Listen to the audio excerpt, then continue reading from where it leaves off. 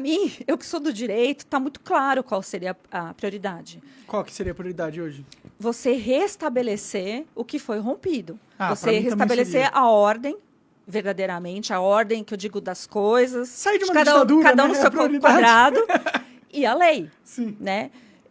Eu não consigo ver, tem gente aí que não gosta muito dessa coisa positivista, mas eu não consigo ver, em relações que o Brasil já é tão complicado, você não obedecer à lei. E para nós, que somos os perseguidos, não estou me fazendo, é verdade, é verídico isso, né? A gente é literalmente perseguido. Que é só um lado da discussão que está sendo perseguida. Você tem os dois pesos, do peso da lei em si, você sabia, tudo bem, isso aqui eu sei que é ilegal, consigo enxergar. Eu sei que eu não posso fazer tal coisa porque eu estou violando tal direito e vou receber tal coisa. E mesmo assim, pelo que eu conheço de liberdades, eu posso correr o risco de assumir esse risco e pagar o preço ou não. E aí depende do Estado ele me punir ou não, né? Isso existe, é verídico, infelizmente, ainda mais no campo penal. Tem muita gente inocente presa e o inverso também. Muita gente culpada solta. Sim. Então, a gente já vem... Tem gente que é até presidente, né? E sem dúvida, no conceito do que é legal, sim. Né? E não adianta individualizar e falar, foi o Moro, por exemplo, no caso do Lula, porque nós tivemos ali uma série de processos, uma série de condenações, foi revisto pelo tribunal, foi para o STJ. E aí a gente tem, aí que está, você perde a referência. Você tem uma decisão claramente política, claramente para interferir, começa lá atrás, tirando a autonomia das pessoas, e você tem também uma... por exemplo, se eu fosse tentar me candidatar, nem quero isso não serve para mim, não sirvo para a área política. Por que não? Não, porque eu não tenho nada a ver com isso. Tipo, eu dou Entendi. aporte, mas não me identifico com Você isso. não quer lá fazer me campanha, vejo eu como prometendo para política. as pessoas coisas. Não. Eu prefiro que os outros façam e eu fico cornetando. Esse Tá daqui certo, é muito tá mais certo, tá confortável. Então, só que assim, se eu fosse me candidatar, a primeira coisa é, eu estou tudo certo com a lei? A lei Eleitoral? Eleitoral, a lei que está falando ali da ficha limpa, eu estou apta. Eu ficaria com vergonha, Fabiana, de concorrer se te fosse apontar alguma coisa assim depois. Mesmo porque a gente sabe que a vida dessas pessoas são viradas de ponta cabeça. Sim. Até são criadas coisas também, Sim. de ambos os lados, todos os lados. Então, você tem a sua vida assim. Só que você já sabendo disso, pensa como você tem que ter realmente certeza de que vai dar certo para você apostar, porque a eleição presidencial custa dinheiro, a gente está falando de dinheiro também. Sim. Então, existe muito interesse, muita coisa envolvida nisso. Então, eu já aponto ali um problema desde o começo, da soltura do Lula da forma que foi. Pra mim, quando eles soltaram o Lula, tinha que ter sido uma crise nacional. Fala assim, mas como assim ele tá soltando o Lula? E tudo que aconteceu, e os juízes que mandaram, e as provas, e o dinheiro que voltou. E sabe qual que é o problema, Monark? Por exemplo, a gente está vendo agora que o Lula pediu a antecipação da diplomação dele. Né? Aí eu vi várias teorias, porque o pessoal está viajando, gente. Várias teorias da conspiração. O que é certo, que a gente sabe, que dá para falar, não, é verdade. Supostamente ele está com problema de saúde, ninguém sabe a gravidade disso. Né? Oficialmente é dito que é algo contornável, mas existe... pela idade, pelo histórico, pela vida que ele teve de cachaça, as coisas que ele fez. Câncer também, pois né? mas é do câncer mesmo, né? Que deve é falado. Ter voltado, é isso? Isso, é o que dizem. Formalmente foi dito que ele teve uma operação ali e tal. Esse é um dos problemas que uma possível antecipação, mesmo assim, não justifica, pelo princípio do direito administrativo, tá? Mas tem um outro ponto que justifica. Ele queria viajar para conversar com o secretário do Biden. Para ele colocar os pés nos Estados Unidos, ele tinha que ter o passaporte diplomático e a diplomação que ele é um presidente do Brasil, que ele não poderia ser detido, porque ele tem processos em andamento nos Estados Unidos. Caralho! Quem não lembra aqui da Odebrecht, da Petrobras, etc. Teve que pagar uma grana, né, Petrobras? Esses processos estão em andamento. E a justiça americana não é igual à nossa justiça. Lá é uma justiça. E aí o pessoal fala, mas ele foi para o Egito. Tá bom, mas no Egito ele não tem processo aberto. Ele não houve essa preocupação por parte dele. Então, aqui eu tenho um critério objetivo, de um motivo. Nem sei se é esse ou não, estou chutando. Poderia ser, faz sentido. Né? Eu estou olhando para as coisas que acontecem, porque não nos é informada. Você não tem acesso mais às petições. Não tem mais mídia, né? Não, e não tem a petição. Petição? Como assim? todo o processo, então, ele entrou na justiça, né? Na justiça eleitoral para pedir essa diplomação antecipada para o Alexandre de Moraes, que é o presidente do TSE. Ele concedeu. Eu nem sei se está disponível ou não, mas todas as coisas estão dificultadas. Então, se você for parte de um processo, você deve saber. Você não tem acesso às vezes aos autos. Eu sou parte de um processo, inclusive, e eu não consigo acessar o que eu sou sendo acusado para me defender. É um absurdo isso. Isso aí primeiro que não existe, isso é legal e constitucional. Mas vamos pegar lá a exceção. A exceção existe sim, sigilo que você decreta, por exemplo, questão de menores envolvidos, questão de várias questões. O sigilo é decretado, mas não para as partes, tá? Então, só que isso é exceção, porque a regra do direito brasileiro é você dar publicidade a tudo que acontece. Porque através das decisões de outros casos, de outras coisas parecidas, você tem um entendimento do que é certo, do que é justo, do que a lei entendeu. Cria-se jurisprudência dessa forma. Cria jurisprudência e também uma forma da sociedade entender que eu não vou fazer tal coisa porque o resultado é aquele lá. Pode crer. A mensagem que eles estão nos passando é exatamente oposta.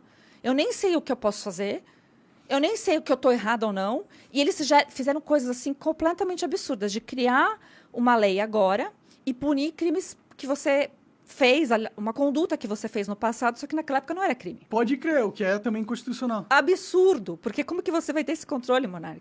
Sim. Se amanhã for decidir que tal coisa é ilegal, você vai ter que se enquadrar. Sim. Ou virar um revolucionário aí e pagar o preço. Sim. Mas você não pode pagar por coisas que na época que você fez tal coisa, aquilo não era crime. Isso está acontecendo. Então, voltando aqui para falar do processo eleitoral como um todo, o TSE... Essa resolução que eles fizeram, que está em vigência, que era só até dia 31 de outubro, mas ela continua. Mas não era censura. Agora é censura mesmo. Como diz a Carmen Lúcia, era só um tiquinho, era só um pouquinho. E olha que surpresa, não acabou depois das eleições. O cala-boca morreu. Para nós, morreu. Tá bem cala-boca mesmo. Então, a gente olha para isso, você tem a indignação do cidadão comum, que quer fazer o certo, que não quer viver na zona... Sim. Que se tornou isso, que é uma zona. Aí eu ainda tenho indignação de ter tido aulas com o Alexandre de Moraes. Ele foi meu professor em cursinho da magistratura, né, cursinho preparatório, dava aula de direito constitucional, escreveu livros, uma referência. Você vê ele falar contra ele mesmo, as falas dele mesmo no passado. Então, muita gente faz isso, né? Pega na internet o velho Alexandre, o vintage, que ele já é vintage. E o de agora, e você pega falas que são contrassenso. Ele poderia ter mudado? Até poderia, mas no que essencialmente ele está falando, não, porque a Constituição continua sendo a mesma de 1988. E, inclusive, cláusulas pétreas para eles não estão nem valendo. Pode crer. O que significa que ele sabe que ele está errado, ele sabe que ele está fazendo algo inconstitucional, mas mesmo assim faz. E por quê? Da onde vem, a gente estava nesse papo antes de começar, da onde vem tanta coragem, ou tanto respaldo de poder para que ele possa fazer isso e não entrem pessoas, a polícia não entra na casa dele e leva ele preso, porque é o que deveria estar acontecendo, né? Sim. Na minha opinião. Sim, porque a gente tem até critérios também objetivos, não vai ficar ofendido, Alexandre. Estou falando aqui da lei. Né, se quiser, revoga a lei, porque está com esse poder também. Já revogou, já. Mas, por exemplo, a gente tem a lei de abuso de autoridade, que eu vejo que incorreu em vários crimes. Aquele procurador, o Sebastião Coelho, falou de coisas bem importantes a respeito disso. Falou da declaração que ele deu de guerra ao país. Eu enxerguei do mesmo jeito. Quando ele fez aquele pronunciamento daquela festa mega que ele fez no TSE de posse dele. Gente, aquilo é só uma colocação normal que acontece. Não deveria ser nada demais. Foi feita assim, literalmente com tapete vermelho e tapete persa para os mais especiais, que eram os ex-presidentes do Brasil. Isso para o povo brasileiro, vendo tudo isso, é um tapa na cara. Porque a gente não quer isso. Né? A gente, não quer um imperador, né? Não quer. Já passou essa época. E na época que tivemos, ainda é bem dividida a sociedade nisso. Então, a gente não tem por que retroceder. Mas, veja, quando você aponta e fala a monarquia, que era o absolutismo total, Dom Pedro I e Dom Pedro II tiveram o apreço de caminhar como acontece a britânica. Eles eram monarcas constitucionais. Então, não era um monarca... O Brasil não teve isso.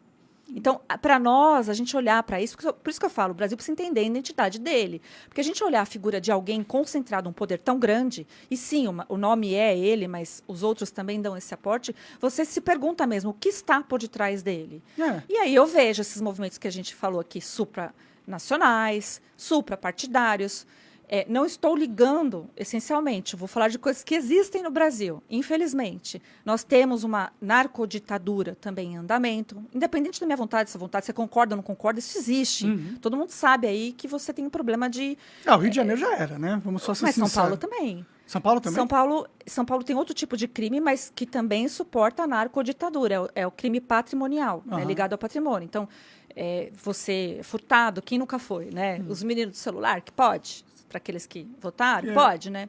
Então, então, a gente vê bastante disso, isso existe, né? Quem estuda isso já traça mais de 30 organizações criminosas, realidade brasileira. O PCC é uma grande empresa, além de ser uma organização criminosa. E brigam entre eles. Tudo isso todo mundo sabe, né? Que existe já esse estado paralelo, esse estado de exceção. Que lá a lei é a lei que quem faz... Tem gente que acha bom, né? Eu acho que o pessoal lá é escravizado. Né? Tem gente que sente segurança. Porque lá eles têm a lei lá. Lá, pelo menos, é respeitada a lei, né? Lá talvez não tivesse um imperador, né? Gente, é um absurdo. Mas eu sei que as pessoas que estão ali, que não é por escolha completa, têm um sofrimento absurdo de ver isso e ter que submeter, né? Eu tenho relatos de amigos que moravam em comunidades no Rio de Janeiro, nem vou falar de agora para não polemizar, mas, 20 anos atrás... que se você olhasse torto para alguém, já acontecia alguma coisa muito séria. Para mim, isso é muito sério. Entende, sim, gente? Você não tem a liberdade. Sim. Então, né? Então, bom, o principal ponto é esse. Então, a gente vê, por exemplo, a divisão da esquerda e da direita, e a esquerda comemorando e torcendo, marcando as pessoas no Twitter, falando, olha aqui, Xandão, olha o que ela está fazendo. Xandão, você é demais. Xandão, né? Se não fosse... E eles mesmos... Salvador da democracia. Aí a gente tem uma fala do Toffoli, se eu não me engano, de 2 anos atrás, falando que ele é o poder moderador. O STF é o poder moderador. Não existe isso em nenhuma lei, isso não está na Constituição. Isso é completamente ilegal, inconstitucional, horripilante de ouvir.